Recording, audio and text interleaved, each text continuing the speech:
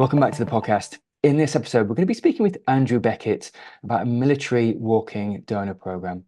So in the episode, we really wanted to look at the innovation of walking blood donor programs and just look at and do a deep dive into the collaborative effort between the Canadian Armed Forces and indeed the Canadian Blood Services.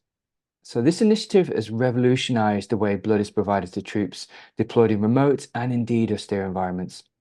So our guest today is going to take us behind the scenes and explain how troops are pre-screened and ready to become walking blood donors. But we're also going to delve into the intricacy of logistics, of collecting the blood, processing, administrating whole blood transfusions in the field. So to do this, I'm joined by Lieutenant Colonel Andrew Beckett, MD. So Andrew is a highly experienced trauma surgeon and critical care physician in the Royal Canadian Medical Services. So he served on multiple overseas missions, providing life-saving care in austere environments. So Andrew's research interests include massive transfusion, combat casualty management, and indeed combat casualty data, and indeed military simulation training. So he's also currently an assistant professor of surgery at McGill University, and he plays a vital role in advancing battlefield medicine and ensuring optimal care for wounded soldiers. Welcome, Andrew, to the podcast.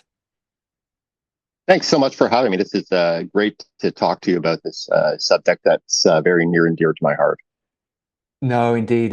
And you really hit my radar a number of months ago because it really is both innovative, but also we're going to do a deep dive into exactly why it's absolutely essential to be thinking this way for contemporary conflicts and indeed just to have resilience in blood products. But maybe if I could just bring you back to the history, Andrew, of a walk-in donor program, could you maybe speak to the history?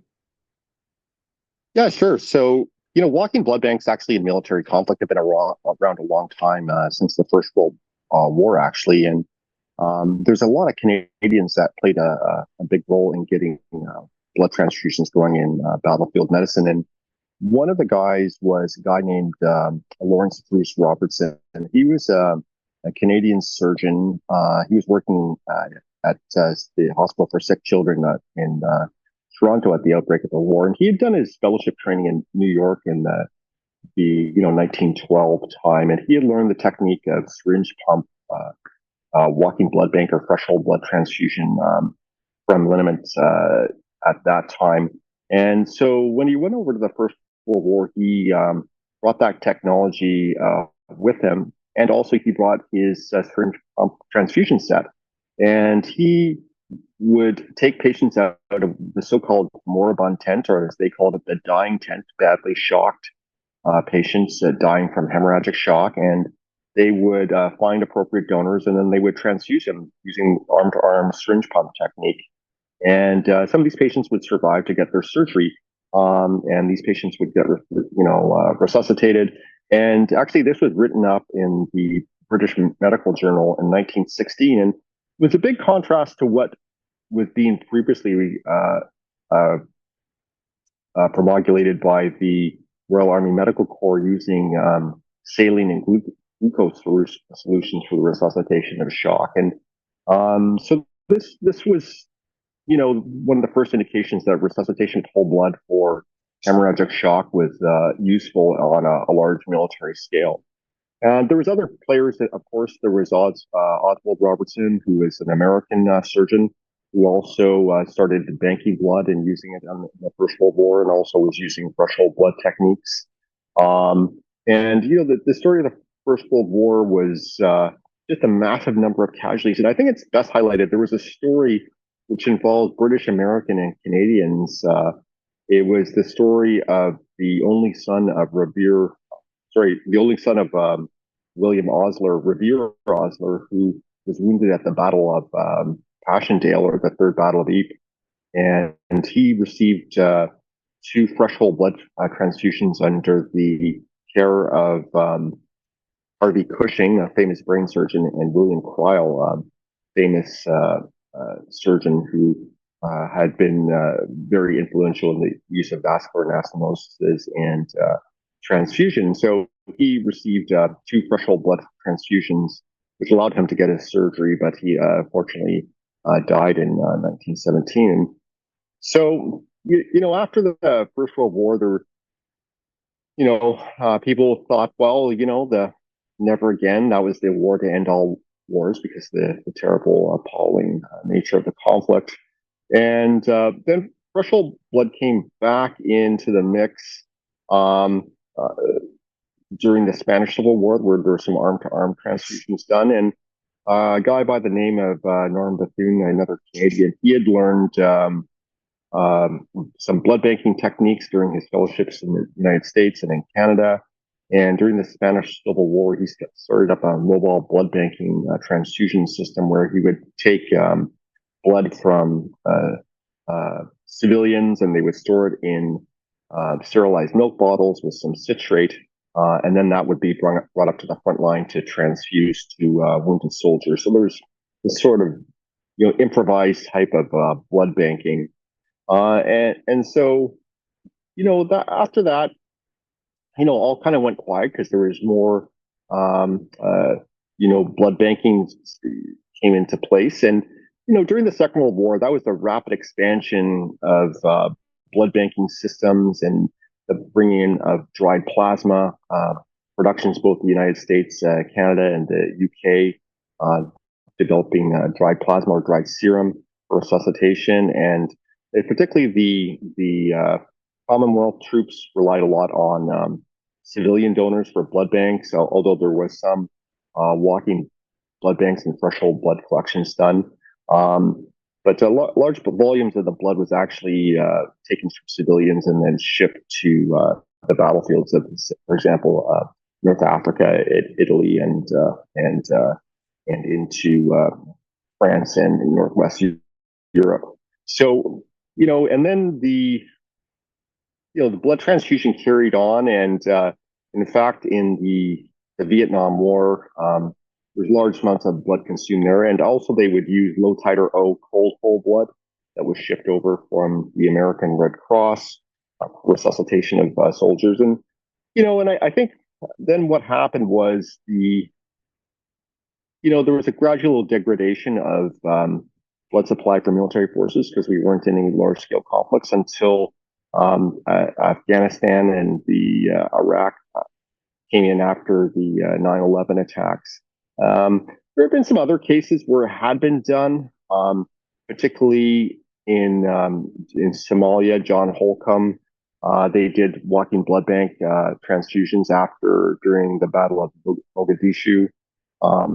After they exhausted all their blood supply in Somalia, so that took place. So, and I was talked to John Holcomb recently, and he said that they really didn't know if it was going to be okay, and he was, after seeing the effect of it, he was convinced it was the right thing to do. And many of you can, I'm sure, follow him, and he's spoken about this a number of times. And so then we got into Iraq and Afghanistan, and we realized again the need for walking blood banks for contingency operations because of the expeditionary nature of warfare. And sometimes you just run out of blood products, and there's delays in delivery of the blood products, or particularly in special forces operations where it's difficult to get blood products, or the cold chain is difficult, so it becomes more relevant again.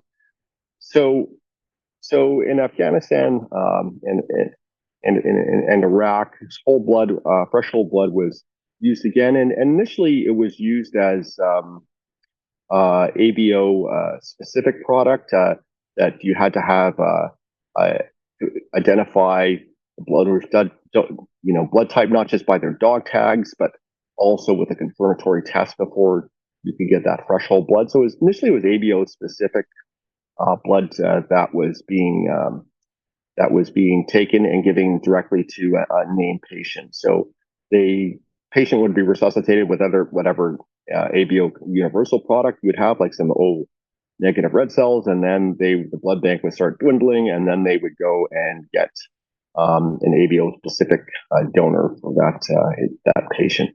So that occurred quite a bit in Iraq and Afghanistan. And I remember in Kandahar, we had this process, and we started this relationship in the early 2000s with Canadian Blood Services, where they would screen and test our potential donors going for deployment, and they would be screened and tested just like any regular blood donor, and we would get a report from Canadian Blood Services confirming the donor's type, that they were not carrying any transfusion-transmitted infections, and saying that they were suitable for donation of walking blood bank if required. And that letter would be say that they're good to donate on that day, and we would accept that as they were good enough to donate for the duration of their deployment. Then they would be screened for the normal things like recent tattoos, recent IV drug use, and other risk factors, including sexual transmitted disease type of risk factors. So that was done in the early 2000s, and it was and I looked at the records going through this, and it was a lot of stuff. I had to go through floppy disk and old,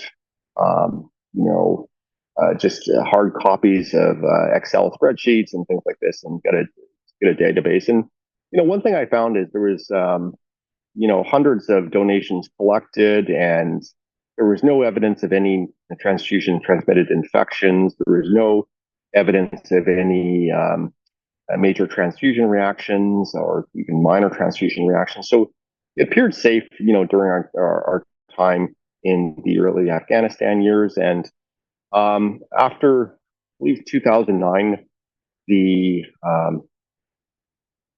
handed over the leadership of the Role 3 in Kandahar to U.S. leadership, and the U.S. Navy then took over running the walking blood bank program. And again, this was all ABO specific type procedures where we had the blood type of the recipient confirmed, and then we would switch to the walking blood bank threshold blood with ABO specific product. And then there was increasing interest for support of the special forces operations using low titer O product, which is contrary to what many of us we learned in medical school, where you have the universal donor being O negative red cells, and the universal plasma donor would be AB positive, and so this a bit contradictory in many people's minds because it's not what we've learned. But going back in history, and guys like Norm Bethune and other people like Lawrence Bruce Robertson, they had figured out that type O donors, even if they're O positive donors, that it's possible to transfuse their whole blood into any patient, so they're a universal donor. But the only caveat to this is if they have very high titers of anti-B or anti-A antigen in their plasma, then you could cause a transfusion reaction. So this whole idea of the low titer O whole blood donor is somebody that's usually O positive, and so they don't have antibodies to the RHD antigen, and they have low titers, so less than 100. Depending on what system you use or what cutoff you use, is less than, in Canada, we use anti-A titers less than 100 and anti-B titers less than 100. Some countries will use a cutoff of less than 250. And this is the universal whole blood donor, so that you can give this. So this is especially appropriate in environments, for example, in special forces operations, or settings, humanitarian settings where you just can't actually effectively type the recipients. So this is something that can be used. And the Thor group, out of sort of a collaboration between Jurgen Strandes and Bill Spinella and Andre Kapp, that created this network called the Tissue Hemostasis and Oxygenation, the Trauma Hemostasis Oxygenation Research Network, the Thor Network. And so supporting this idea of low titer O whole blood, particularly in special forces operations, and they've done a ton of work to prove that this is safe again. And Mark Yaser out of the University of Pittsburgh, he was the first to show it was safe in civilian trauma patients. And now, because of that, you've seen this explosion of the use of cold stored, low titer whole blood throughout the United States um, in um, in patient care, showing again that low titer whole blood is safe. And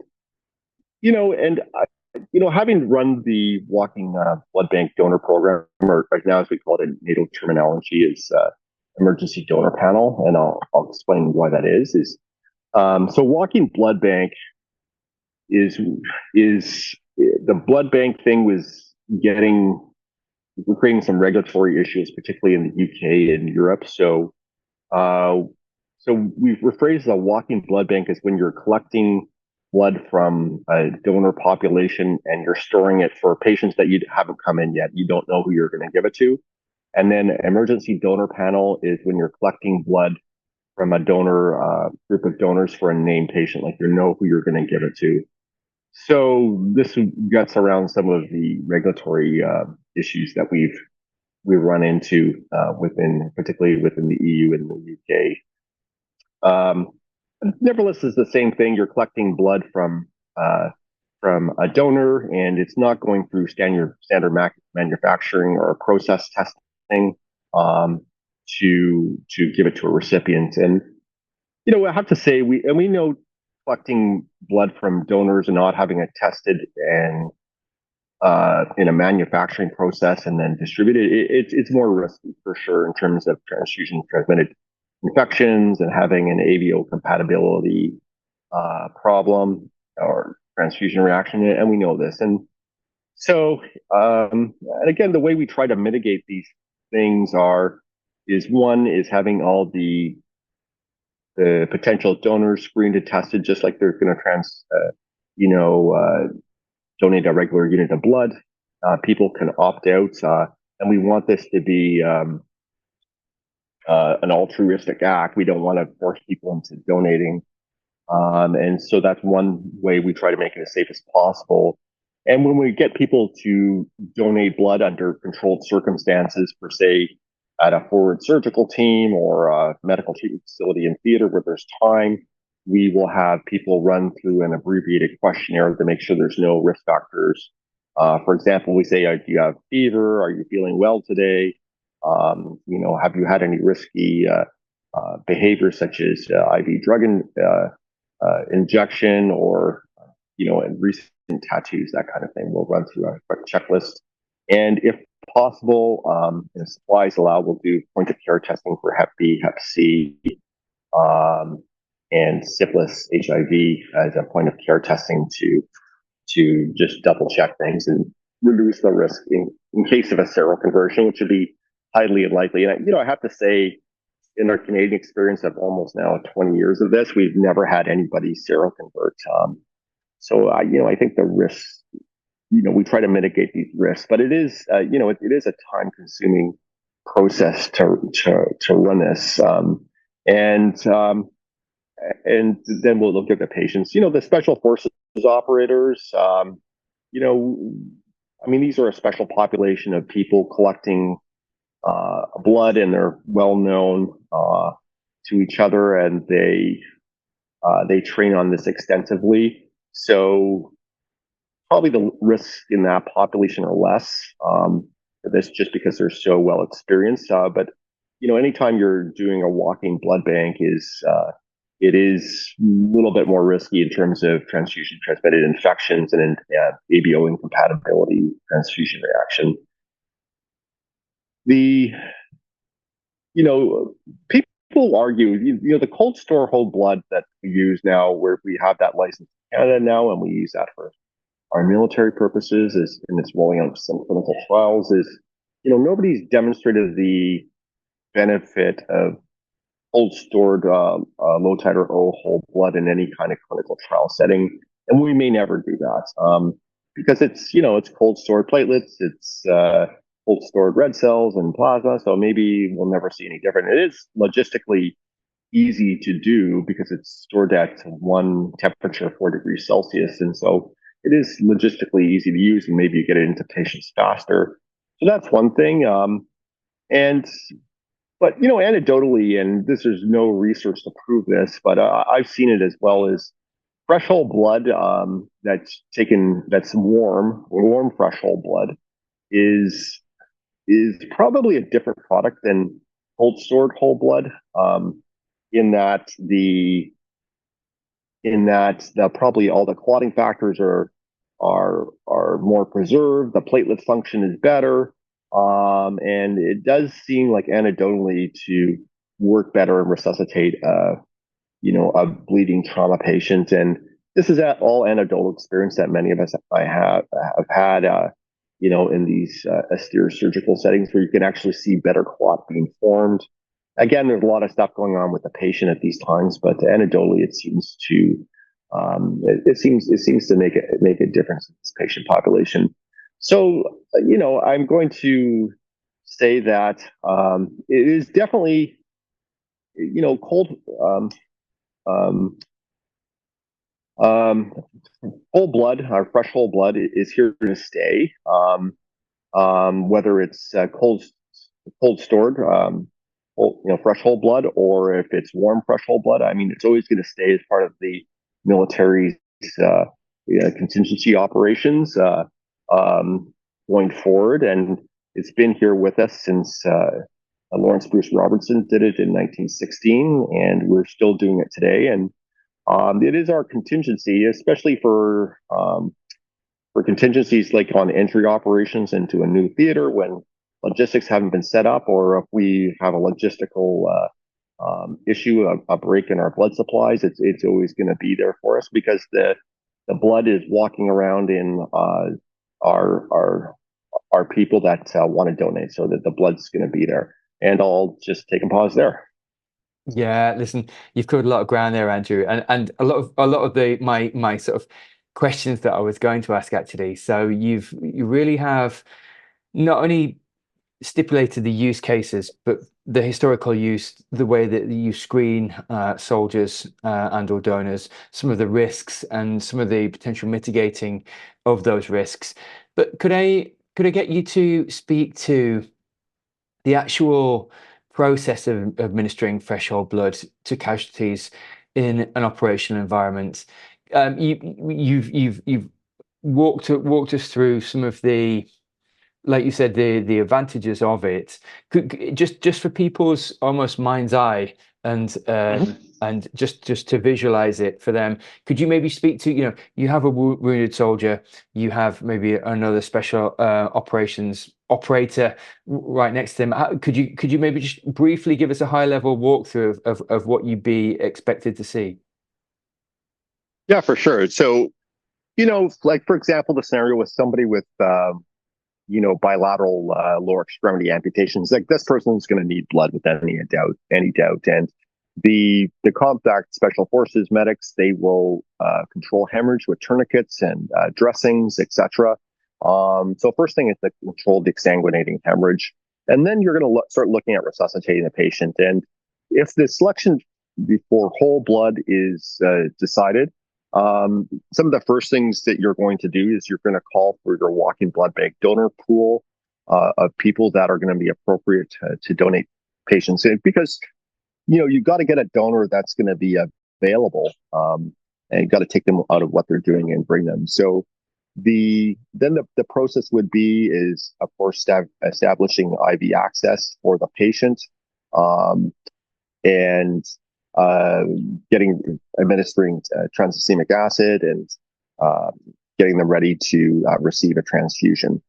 The collecting the blood from the donor. Once you have the donor selected, you're going to confirm the donor's identity. You're going to confirm that they are going to be a suitable donation candidate. But they're not. You're going to go through the previous checklist. Are you feeling well today? You're ready to donate. Okay, we're going to do the donation, and you make sure that there's going to be ABO compatibility, making sure they've got the blood type compatibility. And so then what you'll do is you'll insert a large bore cannula in the patient's forearm at the antecubital fossa, and with a big IV, like a 14 or 16 IV cap on, and then you're going to start collecting the blood. And you collect it in a single bag of blood collection bag containing uh, citrate, a citrated product to prevent clotting. And then what you do is you keep the bag below the patient's heart, and then you slowly rock it to agitate it, so you ensure there's mixing of the citrate in the collected blood, and you get it up to about 450 milliliters. And the a guy called Strandes, as I earlier mentioned, he has this ingenious way of uh, ensuring you've got the right volume, and this was helped with Pat Thompson as well, is that you get a piece of string or paracord and you wrap it around so it ensures the right volume is collected of the blood, because you want to make sure that there's enough of blood to ensure that you dilute the citrate, but not too much blood where it's going to start clotting because there's not enough citrate in the bag. So you got to make sure you got the right volume of the blood. So you collect the blood and you gently rock it back and forth. And, once the transfusion starts going, you can have anybody, just gently rock the bag back and forth while the blood's being collected and mixing with the citrate. And it's really a unique feeling to do this when your own hands. And I've done it and on patient, on donors. And I've even, when I've been training myself, I've been donating my own unit of blood, and you rock it back and forth. And it's really this room temperature product going into the bag. And so it's quite, it's almost like an emotional experience. And so you collect it out to about 450 milliliters. And at this time, your casualties got their IVs, they're ready to be transfused.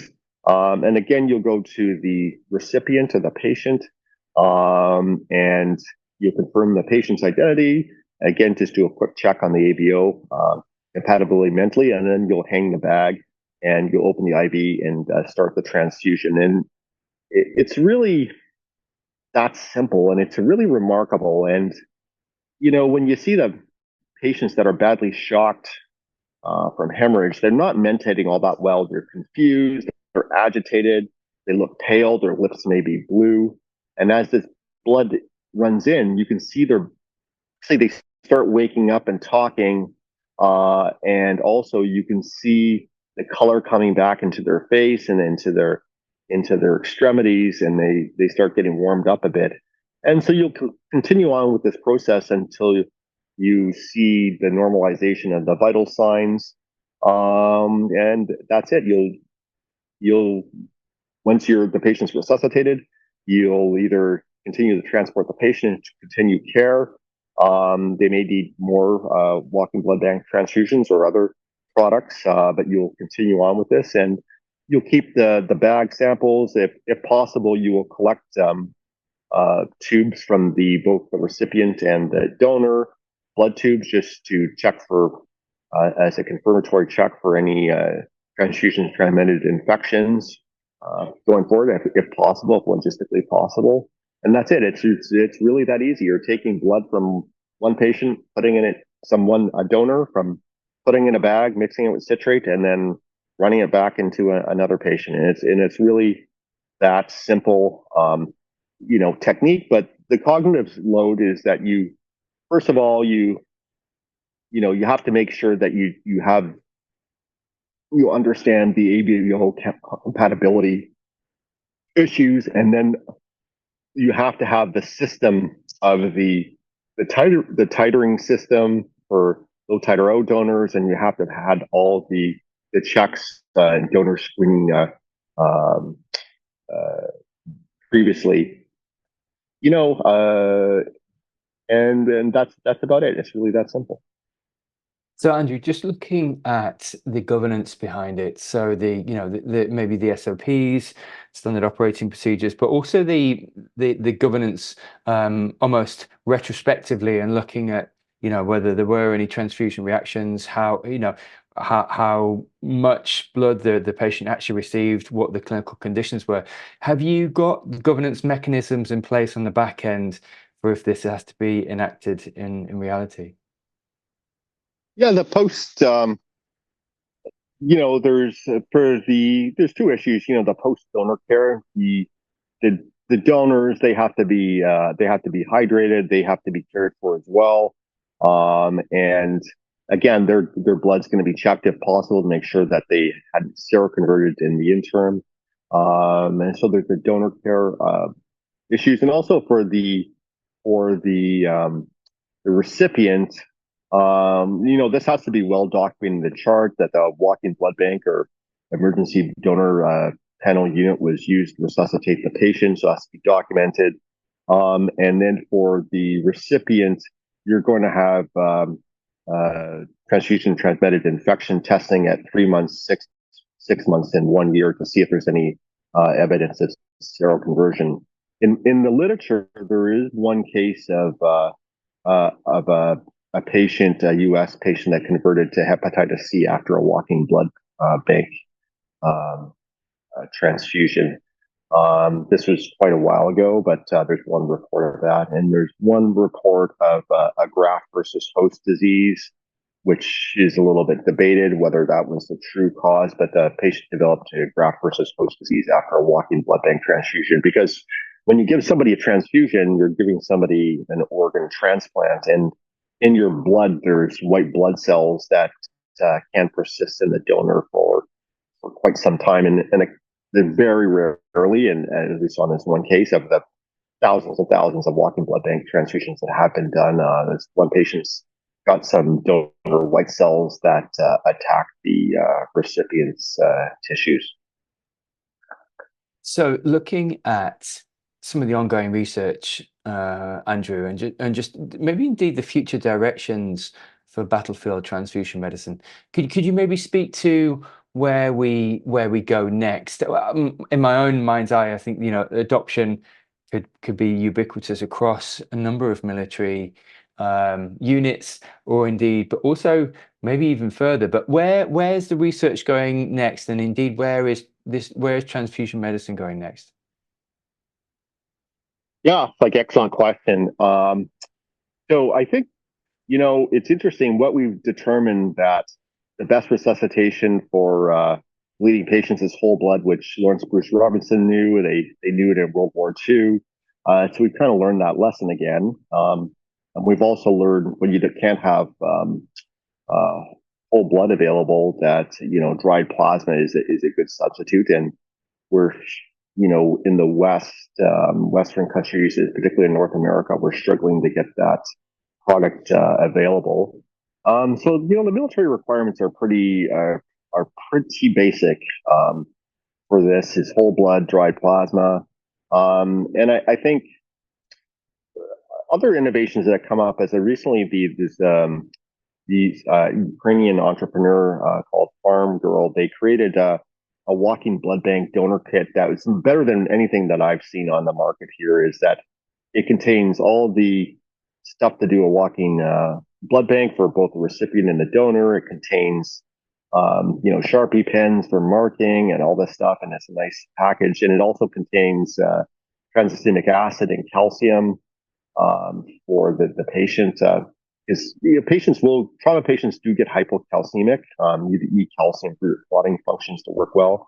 And also, when you're giving somebody a lot of citrate, the citrate binds calcium that can interfere with coagulation. So it contains all these things, and we could never put transacinic acid or calcium in a kit here in North America due to Health Canada and FDA regulations. So it's quite in. So making it simpler, I think training better, and I think the thing that we've been working on is the ability to have a test, a single point of care test that will do a couple things. It will give the blood type of the patient. It will give a marker like lactate, indicating the recipients have, how much shock their patient in, because when we're in shock, we produce lactic acid, and that can be a marker of hypoperfusion and shock. and it also covers all the Hep C, HIV, Hep B, and syphilis testing on a single card. So, I mean, I think that would be very helpful research, and we're hopeful that the microfluidics industry may have an answer for that. Um, and and I think we've learned that nature's recipe of whole blood is probably best, but are people working on to trying to create uh, blood substitutes that will work just as good as for hemoglobin carrying capacity to carry oxygen. To looking at, can we freeze dry whole blood?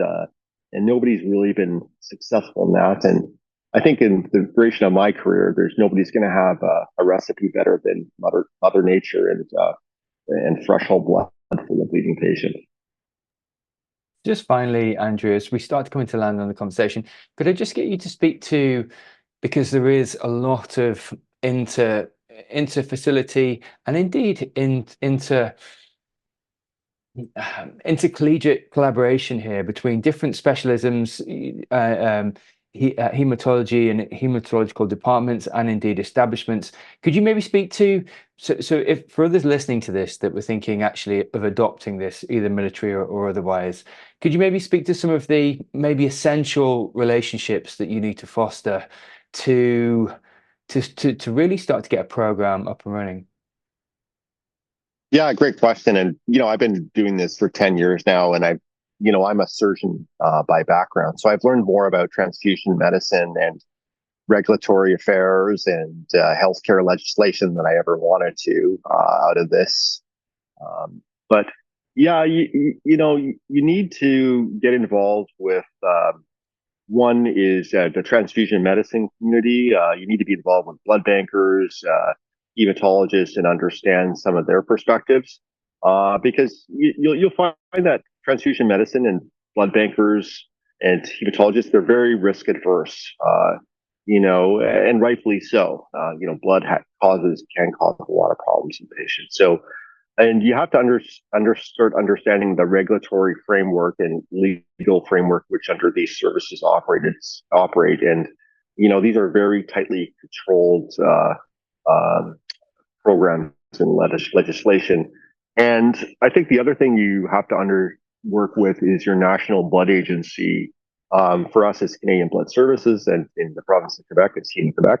But but also like in the UK, it's the NHSBT, and the EU, you'll have your National Transfusion Service, or an EDQM. So you have to understand their regulations, and I think it's once you start understanding the regulations and knowing people, they're very helpful to work with. And for example, one of the issues we've had with our walking blood bank programs or emergency donor panels here in Canada is that that we're, by legislation and regulatory requirements, we're supposed to screen our donor population every 3 months, which is really regulatory heavy.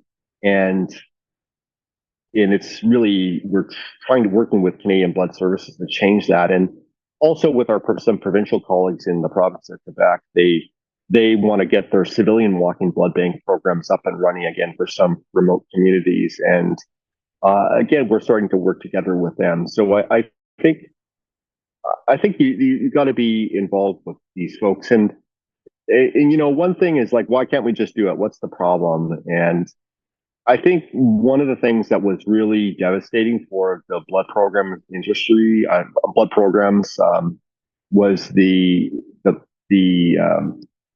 transmitted infections of hepatitis C and HIV during the 1980s and 90s. I mean, this was devastating for many patients' families, and the national blood agencies. And this memory lingers long over us here in Canada. In fact, we had people that from the Canadian Red Cross that actually went to jail over this. So this memory casts a long shadow over risky transfusion practices. And so you have to understand some of their perspectives. But I think, and then they have to understand our perspective in the military, or especially in special forces. Well, you know, when somebody's bleeding to death, you know, HIV or, you know, hepatitis C, that's a tomorrow program, and that's a tomorrow problem. And we got to get the patient to survive the next 24 hours to even consider that's going to be a problem. And so they have to understand our issues too. So it's, and I find there's usually a lot of good collaboration when you come together on these issues with patients. No, indeed, indeed. Listen, Andrew, thank you so much for your time today. I think what we'll do is we'll put in the show notes this fantastic collaboration and indeed this service that you're running, just to signpost to other people, so that they can just research it more, and indeed some of the research that you've been involved with. But just thank you for your time today and indeed your insights. Yeah, thanks for having me on the podcast. Again, I love talking about this. You know, transfusion medicine in the military environment, fascinating topic. And thanks so much for having me today. It's great to chat with you about this.